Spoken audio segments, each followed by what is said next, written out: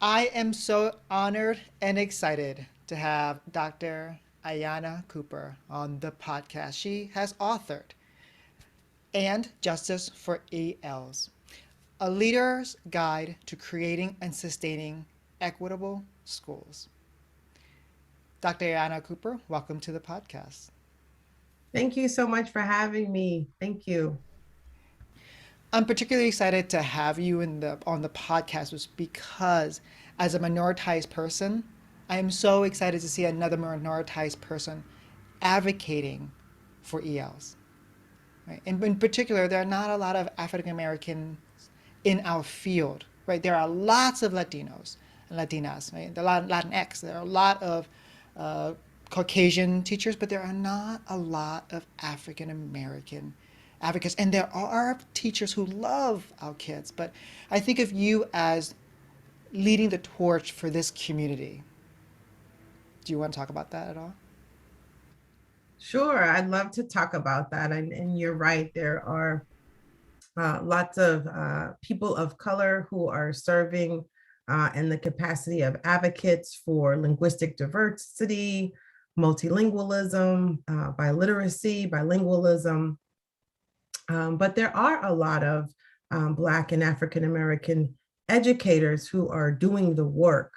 Unfortunately, there are very few of us who are afforded the opportunities or who are able to create spaces to share their work.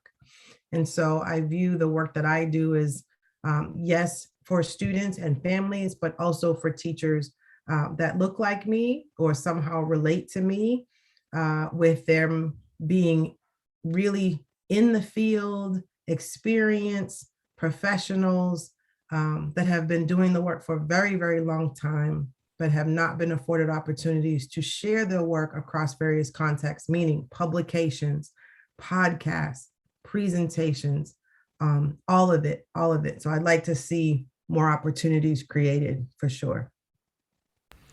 Well, we started before were on the podcast. We kind of talked, and you were saying we're moving the work forward, and I would say you are one of the people who are moving the work forward. So let's start off with talking about sharing a story or from your consulting experience that has really shaped your practice to this day.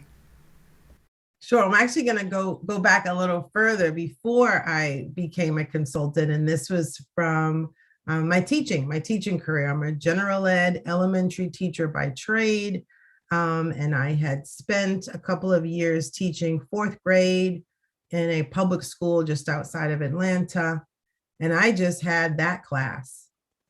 Can anyone relate to having that class? Oh, yes. It was a very, yes, that class. Like there's just some groups of students that they're just etched in your memory. And I remember going to the principal as clear as it happened yesterday. And I remember saying to her, I've had a really, really challenging class. Is there anything else I could do next year? Anything at all besides teach fourth grade?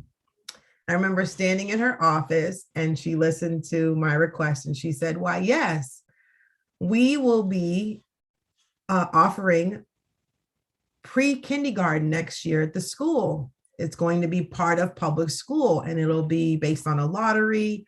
Families will sign up and 20 lucky families will be able to send their children here for pre-kindergarten. Would you be interested in teaching pre-kindergarten? And I thought three things before accepting that assignment. Number one, no more homework. Because I was that fourth grade teacher. I had that little cart and I'd roll it out to my car and I'd say, oh, I have to grade all this homework. And I'd put it in the trunk of my car, right? I would not grade anything. I'd lug it back in the building on Monday and go, oh, I have all this work to. Okay, so I thought, okay, number one, they don't really have homework in pre-K. Like, I don't really have to be grading anything. So I thought, okay, that's a yes. The second yes was that I would have a full-time paraprofessional with me because in fourth grade, I was with, 28 big fourth graders by myself all day. And I thought, wow, I'll have someone in the class that person can stay in the class. I can go to the teacher's lounge, make a phone call, use the vending machine, because this was a time when you didn't have a cell phone. You had to go to the teacher's lounge, make a phone call, use the vending. I thought that'll be great. I can leave and go to the vending machine because somebody else will stay in the class. And the third thing I thought, can you guess the third yes? No, I'm clueless. It was nap time. It was nap time. I said, oh my gosh, the students have to sleep or sit on their mats for an entire hour and not talk to me. This is the best job ever. So I accepted a position teaching pre-kindergarten with the hopes of just disconnecting from work because I just felt like that's what I needed at that time. Well, I had the best summer. I packed up all my fourth grade stuff. I was so excited about I'm going to teach pre-kindergarten. It's going to be the best. And then we had open house. So the 20 lucky families came to open house at the beginning of the school year. They were the ones who got a spot in the class. And as they were signing in, I remember looking at how they were signing in their surnames. And they were Latino surnames: Gutierrez, Suarez, Jimenez, Cruz.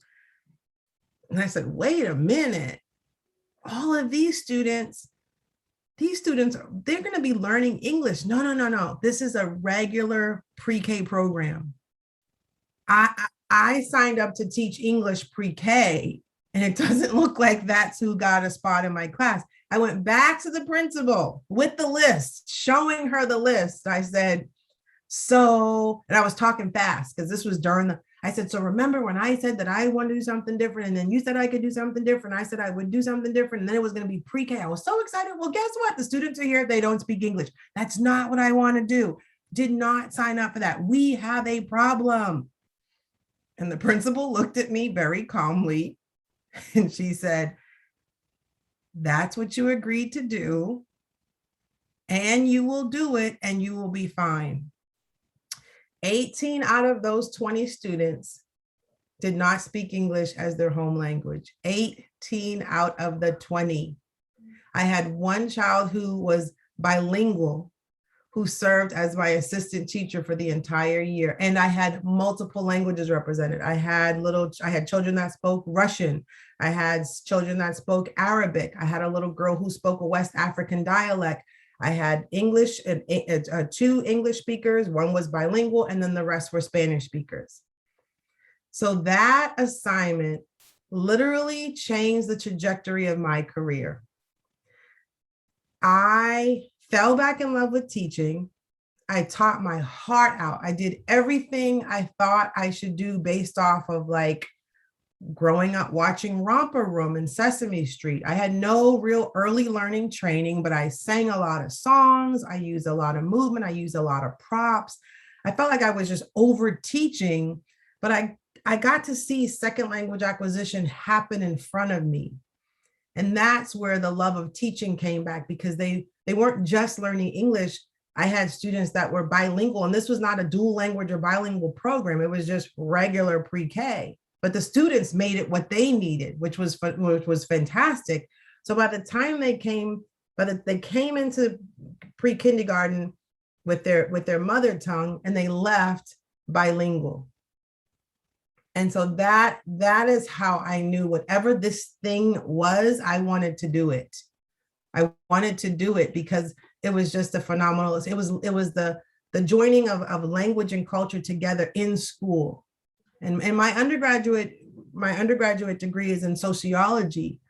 So I was already kind of coming at at being an educator from a very humanistic perspective, and people groups and how people, create communities and all of that. So anyway, that was the impetus for my career choice of becoming an English language advocate. And it's just been phenomenal. And to this day, I'm looking for that student because I want to give him a preliminary teaching license. He taught everything that I needed him to teach to the students in Spanish, because he was the only one at the time, especially in the beginning, who could speak to the students. So, wash your hands, line up, sit down, right? Don't hit your friends, all that school language. Thank goodness for him. You know, so your principal had you at nap time, but you showed up and you're like, oh wait, I didn't, no, no, no, I didn't ask for all of this. But No, yet the universe sometimes gives us what we need, yes. form of what we don't want. Absolutely. Isn't that amazing? And I tell that story like it was yesterday because I remember the principal's face. I remember like, please give me anything to do. And then when she gave me something to do, I'm like, but not that. Right. And then I ended up, you know what I mean? So so years later to think that's how it starts. And so I guess, the short version of that story to any listeners would be, don't be afraid to embrace change. Don't be afraid to accept assignments that, maybe that weren't your first, second, third, or choice at all. There is a learning experience there, and that is for you. And I'm so glad I didn't miss out on that. Ooh. Hafiz says, what you're searching for is searching for you, right? You didn't really realize you were searching for that, Mm-mm, right? mm-mm. But this was searching for you so that you can now do the work that you're doing, so that you could move the Correct. work forward. You know, those students were the ones that really helped you see a different way, Absolutely. right? Absolutely. Yeah. Do you want to talk Yeah. about that? Like, what was your experience? Like, what did they teach you? How did you survive that first year? Oh goodness, I had a phenomenal paraprofessional. She was several years older than me, more seasoned, and so I was able to rely on her. She had more of an early learning background, so we could kind of play off of each other's strengths. I was coming from fourth grade, which was like very high strung, have to behavior management and all of that, and that's not necessarily what they needed coming in to school, especially that it was part of the public school, right? So you know kindergartners are cute. Yeah, but like pre-Kers are cute. I mean, we had like they were just adorable. And so although they were the cutest things in the building, right? The expectations were very high. And I remember feeling the pressure from the kindergarten team. And them also knowing that I had the majority of my students did not speak English as their first language. I had this pressure for performance. I have a pressure for academic achievement, and they would remind me subtly but still very firmly that so for example, like we're reading in kindergarten now, like that's a first grade, but we're reading now. I'd say, okay, like I don't know, I'm like, are you reading Harry Potter? Like we're reading too in pre-K. I'm like, okay. And then I remember one teacher said, like, they have to know all of their shapes by kindergarten. I was like, okay. And she's like, they have to know what an oval is. I was like, okay. And I remember shutting my door. I was so annoyed with her, like dropping these subtle hints of like, oh, they have to know this. And then I remember during circle time, like over teaching oval. I'm like, repeat the oval, repeat the oval. Like everybody knew oval, if they didn't know any other shape.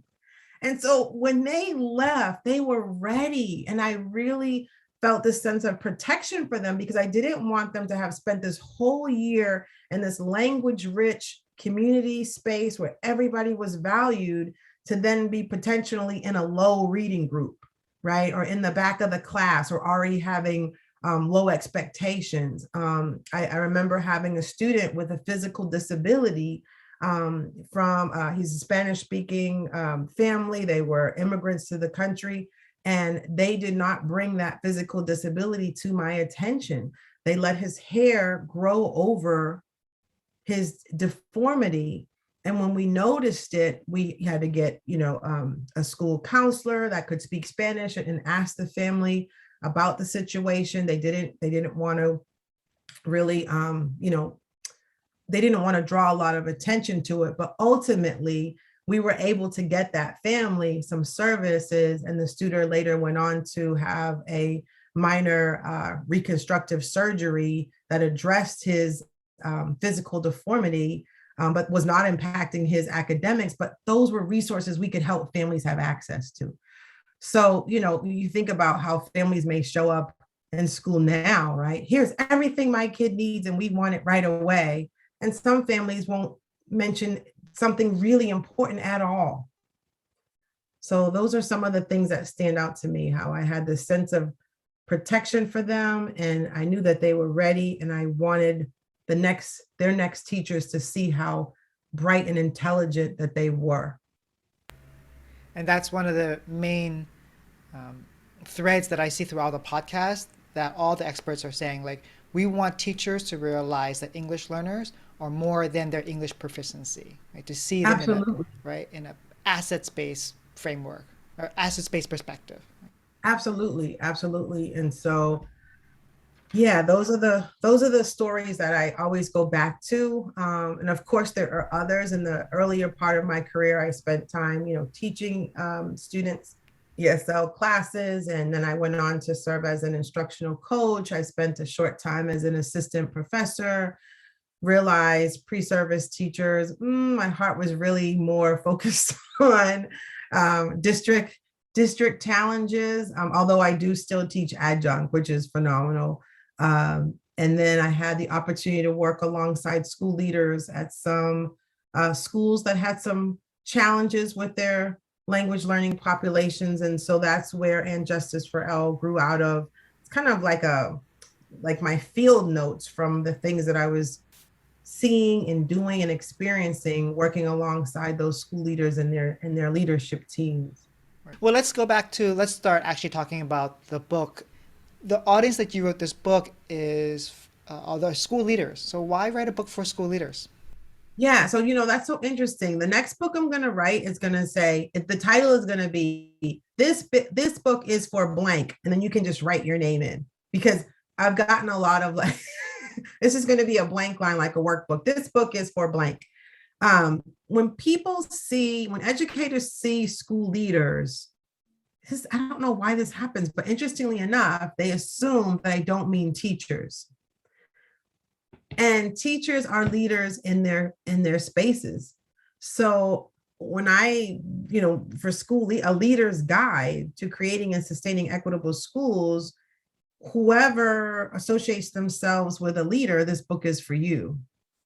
And so in talking to teachers, I want them to feel empowered, right? Like, this isn't a conversation for certain people. Yes, my audience primarily are school leaders and leadership teams, but that includes EL teachers, teachers that teach content-based language learning, right? Like, so it really is for everyone. But I framed it around the issues that I witness school leadership teams having the most challenges with. So I wanted to take those challenges and frame the work around it. Just name the thing. Just name the thing. And so that's hopefully what I've attempted to do. Right. So we're gonna, besides name that thing, we're gonna talk about all those things related to school leadership. And so teachers can be leaders because they can direct and change their instruction in a way, and also encourage colleagues to do the same thing. So that is leadership. Absolutely, absolutely. Thank you. I need to get that quote, because I don't know. They say, "Oh, this is for this group, right?" Like, they want me to confirm, and I said, "No, not necessarily, right?" And so, I've been able to share the work with more than just one educated group. Right. So let's move to chapter one. Can you talk to us about what school leaders need to know about supporting ELs and what's the urgency Sure. behind it? So, in chapter one, I was trying to just say everything in chapter one, but then it just would have been a pamphlet. So I had to, spread the spread the work out. But I really did try to say a lot of things in chapter one. And I think it was the excitement of having, being under contract with a phenomenal publisher, Corwin, and knowing that this work was going to come out. And I also wanted to keep it short enough that I could, potentially hold the reader's attention, because working alongside school leaders, it was very clear to me that they were busy. They did not have a lot of time, and we had to get to the work. We didn't have a lot of time to spend on the formalities.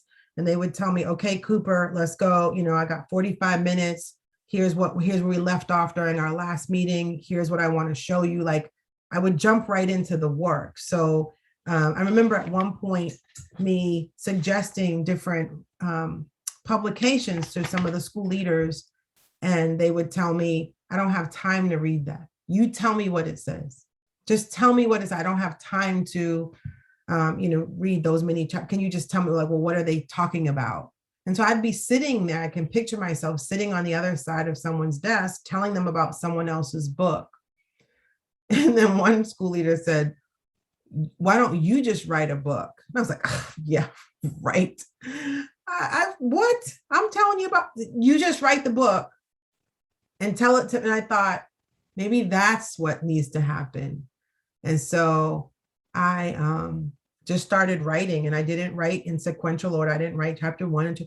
I wrote the chapters in the order in which I was closest to the work and how it unfolded. And someone told me once that I had the book already. They said, you have so many stories. You have the whole book already. You just have to get it on paper. And so once I was able to kind of embrace that and accept that the stories were there, right? One time this happened, another time, can you believe someone said this? It was already there. And then I just had to organize it and tell my story. So in chapter 1, I'm doing a lot of previewing, kind of just talking about how the book is set up. But one of my favorite features of the book is I have these what would you do scenarios, where I try to take real situations that I've experienced or help a school leader work through, and leave the reader with that situation without giving the answer away. And really just letting it hang out there as a way to get the reader comfortable with being uncomfortable. Right. So every book we read, may not leave us with this warm, fuzzy feeling. There's some things that we read that leave us puzzled or perplexed or still really grappling with the content. And that's exactly what I wanted to do, because there are no quick answers. And there are implications either way. So when you say, what would you do? I would do this, I would do that. We would only do it this way. Okay, there's implications either way.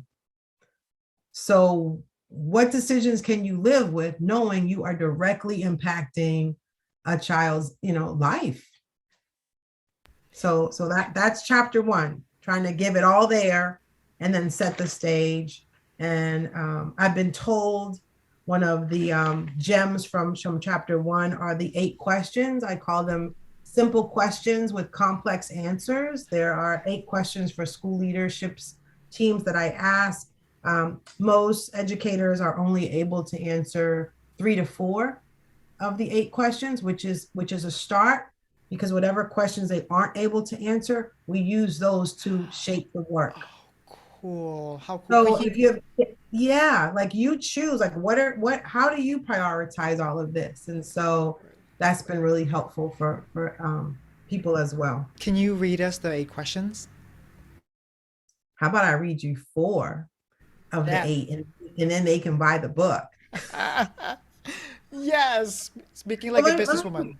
Yeah, so let me read you the first, and this is what, it's a simple question. I don't want anyone to overthink it, but this is a tough question. So the first question is, for a school leadership team, teacher, classroom teacher, whomever, how many students are identified as English learner? And when I say English learner, I'm specifically talking about the federal definition of an English learner, a student who's eligible for support.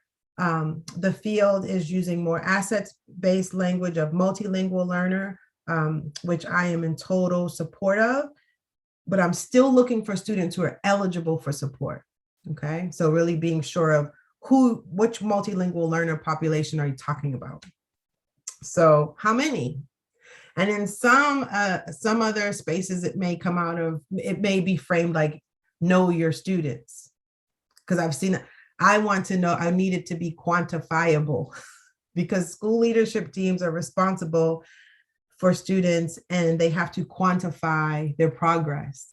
And so you would be surprised at how many educators do not necessarily know that number. So that's the first thing, right? And I'll hear things like, oh, we have a really big population. What's a big population, right? Oh, we have low incidence. What was the incidence and what made it low? Like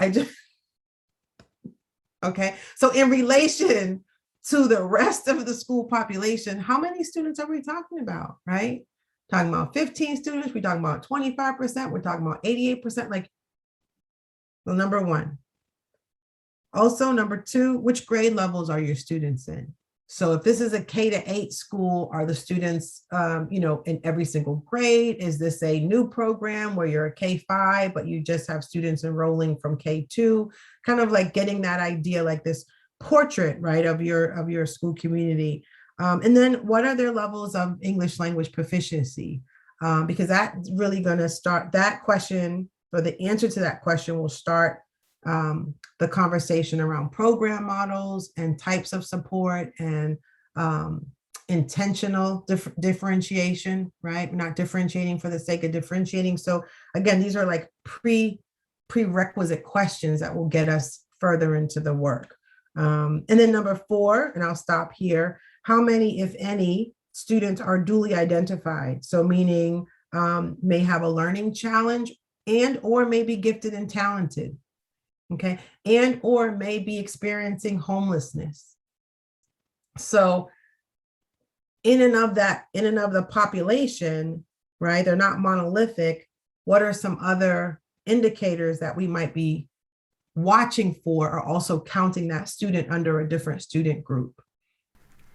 And if you want the other four, you're going to have to buy the book.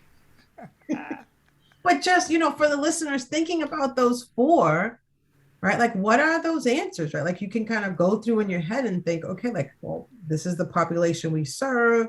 Here are the grade levels that we, offer in that learning space.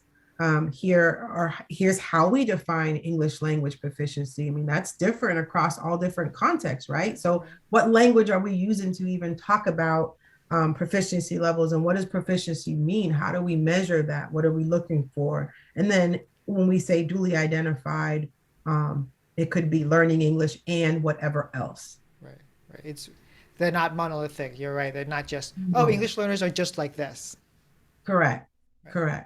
Correct. So yeah, so most educators I work with can answer again 3 to 4 of the questions, and then whatever they're not able to answer, we use those to begin to shape the work. Okay, so now we want to prioritize this, or it looks like we need some more support around that. Right, right. It's like a formative assessment, like a preset, like a pretest before we get to the work. Absolutely. Yes, absolutely. Instead of me coming in saying, here's what we need to do. Absolutely not. That is totally not my approach at all. Right, right. It's a collaborative approach. But first, we have to know what our partners know. Absolutely. Absolutely. And if it's a right fit for what I provide too, right? And so sometimes I am contacted to maybe direct them to something else. Right. So that happens too, which is fine, because it's most important that people are getting what they need. Right. Right. Time is of the essence. And as you know, professional learning is starting to take a little bit of a backseat now that, for the most part, instruction has returned to face to face. And so we're having fewer opportunities to engage in virtual professional learning. If we're moving back to face, then it has to really count. It has to be top notch and meaningful. Right. Well, let's talk about program models. That's chapter 2. What would you like readers to know about program models? So the analogy I use for chapter 2, I talk about the federal guidance around, what is the expectation, right? So what has to be in place for students. And then I use this buffet analogy. So can you think of a time you've been to a buffet? Yes. Okay. So we think about a buffet and we all get our little plates and utensils and everything. Well, you can pick from whatever is on the buffet, right? And that's, oftentimes what it's like for districts and schools, right? Here's the federal guidance around what has to be in place for students. Access to content, area, instruction is a civil rights issue, right? The work we do, this is framed around the civil rights. And so here's what you have to have. Here are your choices. But I've seen districts and schools continue to pick the same thing from the buffet. And then when we don't have student achievement results where we expect them to be, we're questioning things. Why are we not seeing growth? Why are students stagnant? Why are we having a difficult time getting students to move from here to there? What's happening at the secondary level? Well, I like to know what you're picking from the buffet. And you might have to diversify your approach. You may have to have some fluidity. Is it responding to the students that you have? The English learners you had 15 years ago could be vastly different from the students you're serving now.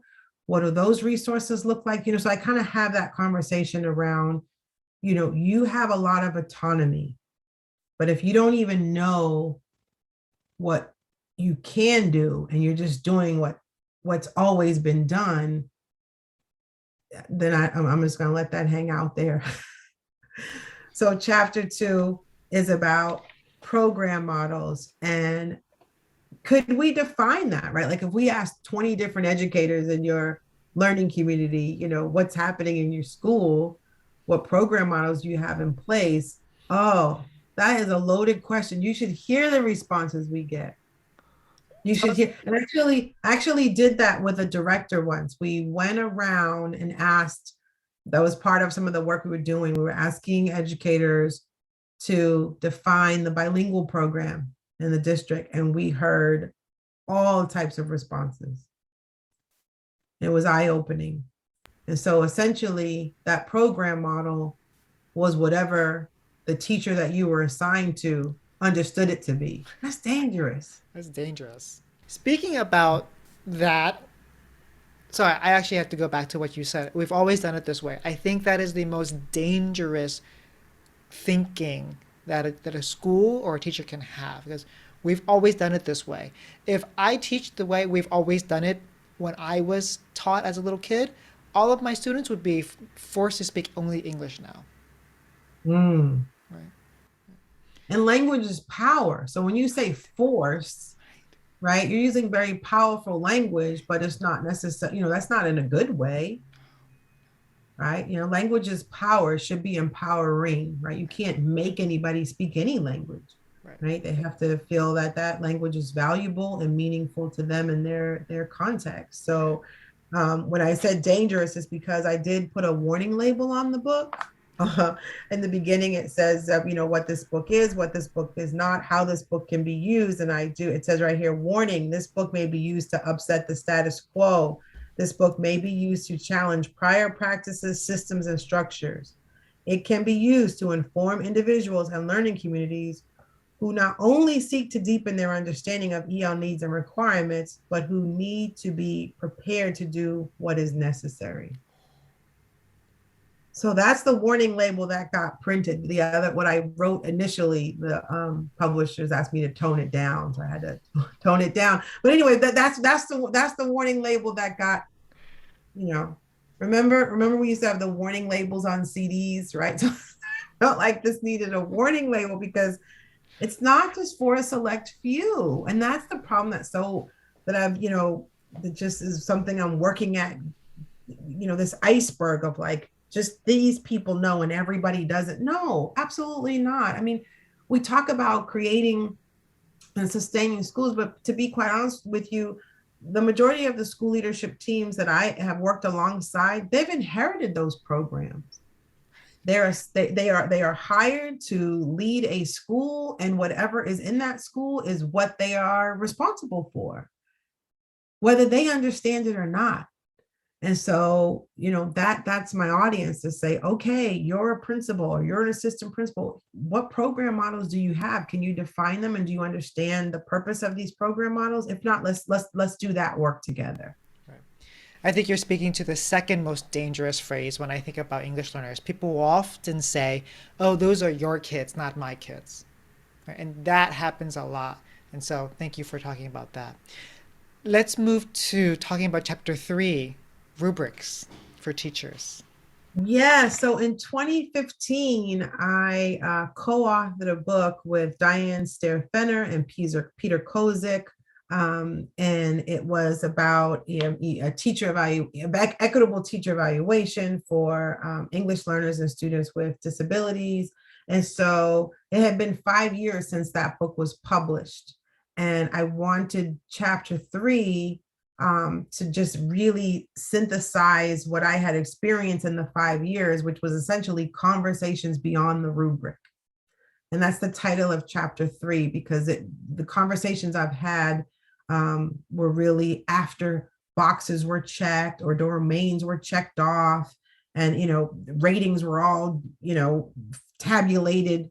It was the conversations that really resonated with me and other people who had, when you say teacher evaluation, I mean, you get feelings of, anxiety and stress and judgment, right? It doesn't invoke a lot of happy feelings for most educators. Teacher evaluation is not a fun topic. So I wanted to remove that and talk about the conversation, which is a two-way experience, right? And making sure that both sides feel heard and validated and part of the process. So not one person coming in with a clipboard rating things, but instead it was an experience. And how do we as educators talk about what we're doing for students? How do we host that conversation, moving from the rubric to conversation about how do we serve English learners?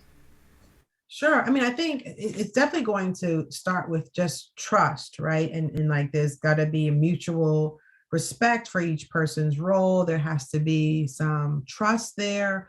That relationship is really going to frame out the rest of the experience. And I say beyond the rubric for a reason, because districts change teacher evaluation systems. They may change rubrics, they may adopt systems. Some places it's very clear from the top down, everyone is using this.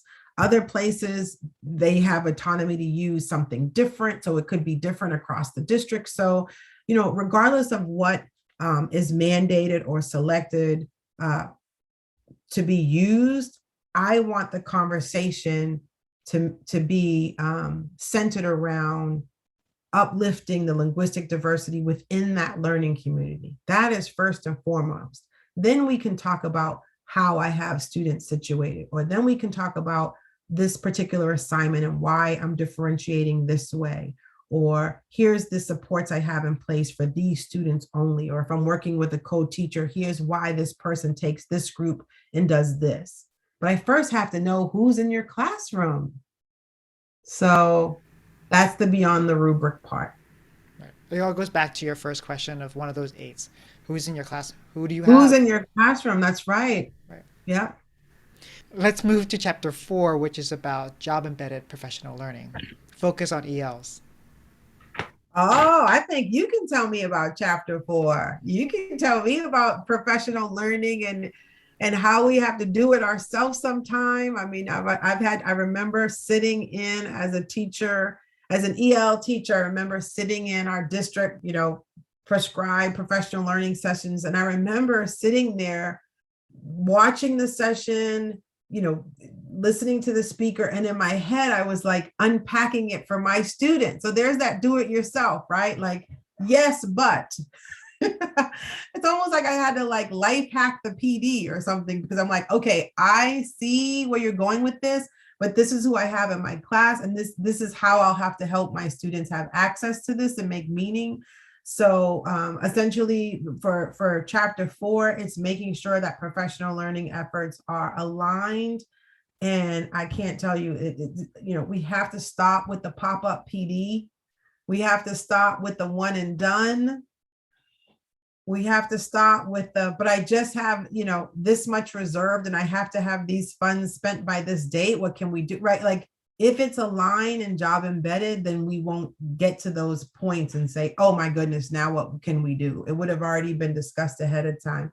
I also, want to mention that I do understand that this planning for professional learning sometimes can feel like we're keeping up with a moving target, because things are planned and approved so far in advance, right? So now we're having that conversation already around what we're going to do for the next school year, that sometimes it feels like we're planning ahead, but then in real time, it leaves very little room for adjustments or revisions that are needed for the students we serve. So let me give you just a for instance. Let's say that a school community has a professional learning series in place. We're going to focus on differentiation in the content areas.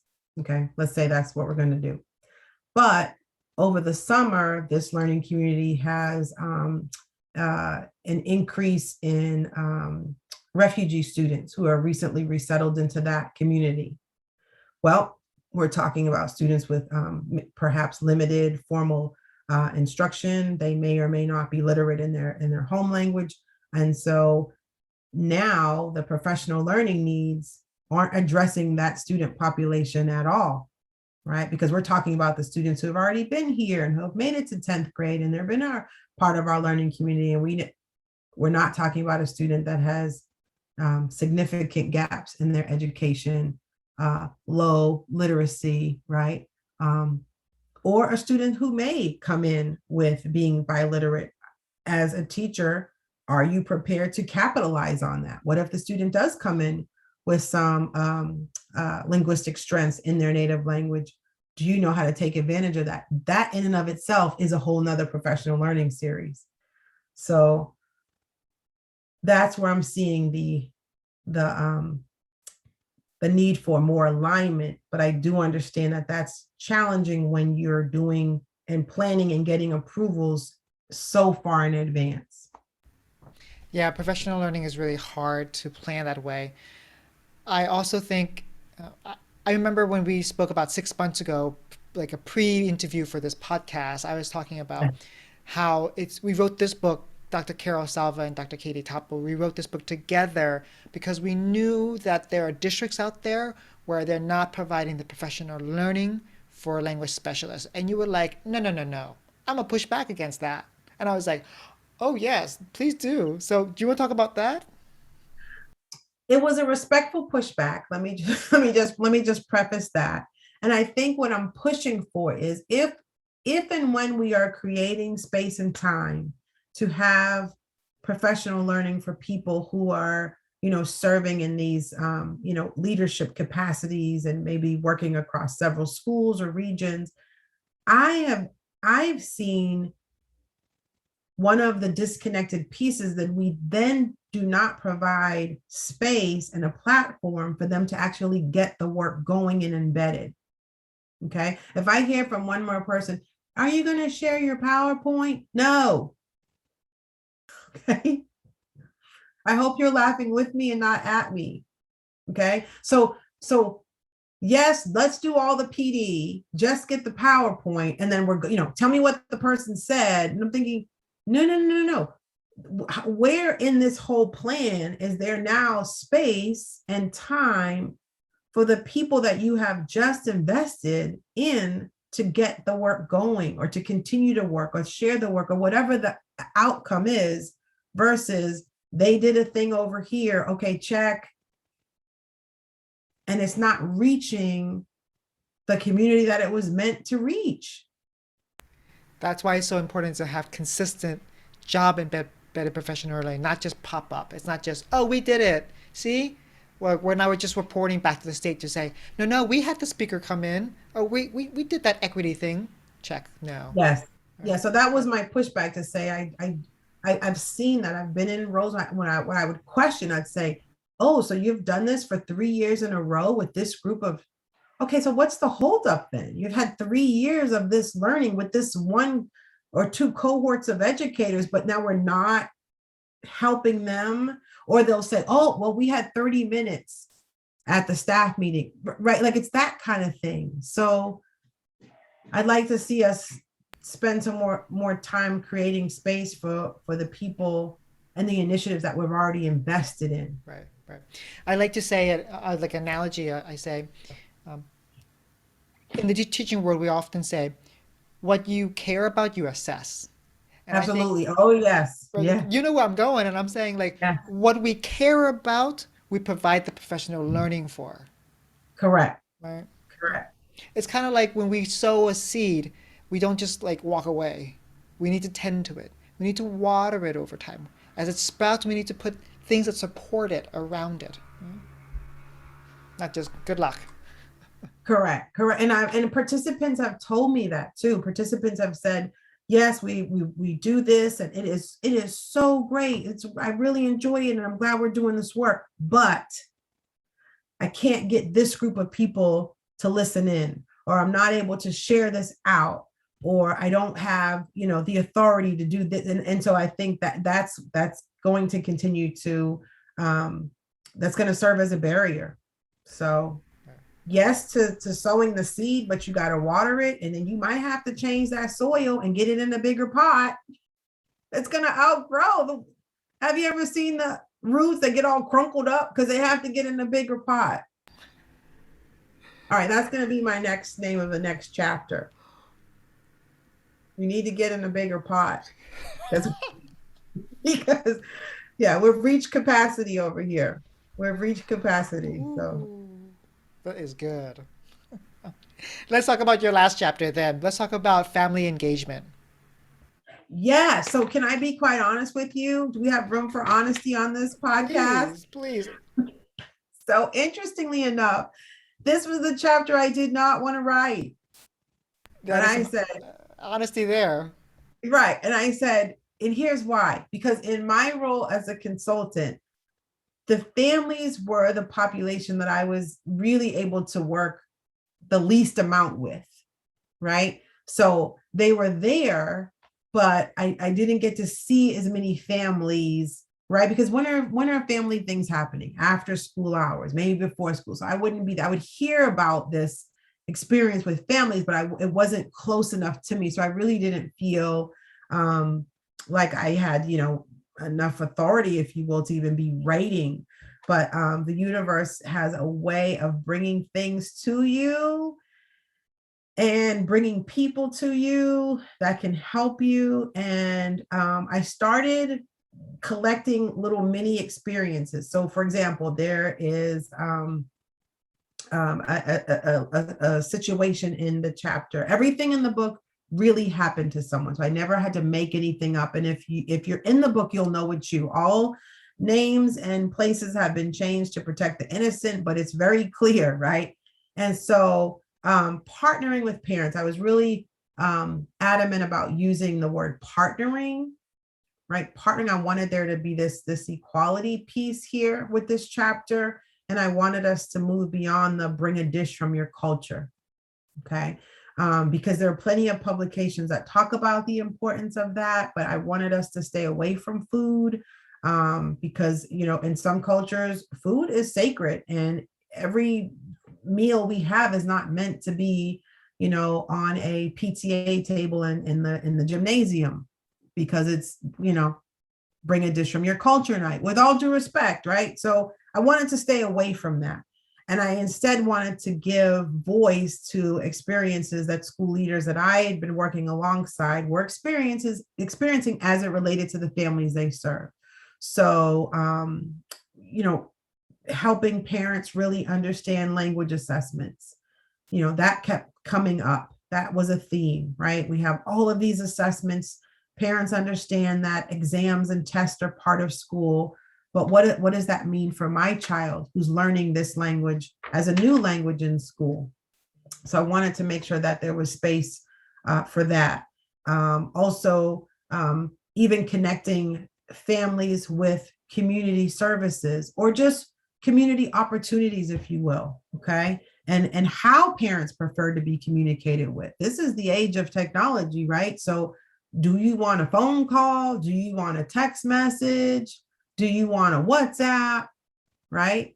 So, heaven forbid you want an email, right? That's going to be archaic soon, but still, even having conversations around how do you communicate? And the federal mandate says you have to communicate with families in a language they understand. Okay, well, what does that look like in real life and in real time?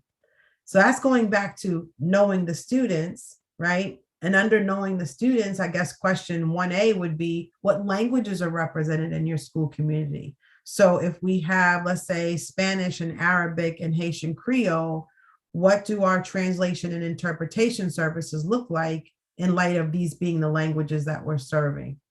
So I wanted to kind of, really keep it at, here's what a school leader, here are some situations that school leaders may encounter, and here's how they handled it. So communicating with parents, their preferences, what that looks like, what languages are represented in a school, and then kind of this school talk, right? Like, there's one district that works with making sure linguistically diverse families understand the school calendar. Like, what is a teacher workday? I thought teachers worked every day, right? So, like, when that's marked off on the calendar, what does that mean? If there's an early release day, what does that mean? Right? If that, all of these areas that education ease, right? This language that we speak as educators and acronyms, is that comprehensible to families? And if it's not, what's your responsibility to make sure it is? So we had some talk around that, and I have examples in the chapter where I showed a school calendar from New York State. The top is in English, and on the bottom, just beneath it, it's in Haitian Creole, the same dates. Yes. So it was just an example from that New York State website that I was able to pull. And so then I asked schools and districts, could a family go onto the district website and select their language? Is that available? And if not, if that toggle is not there, how can they get this information in a language they can understand?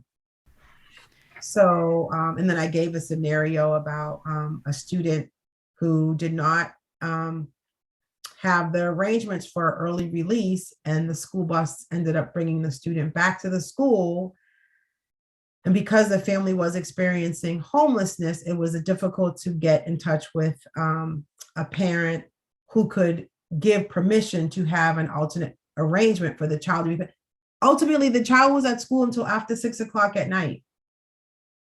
So it started out as, right, something that was supposed to be early release. It ended up being quite a long day, not only for this, for the student, but everyone else who was involved. And so imagine the anxiety of feeling like, why is this day different when it was time to go home?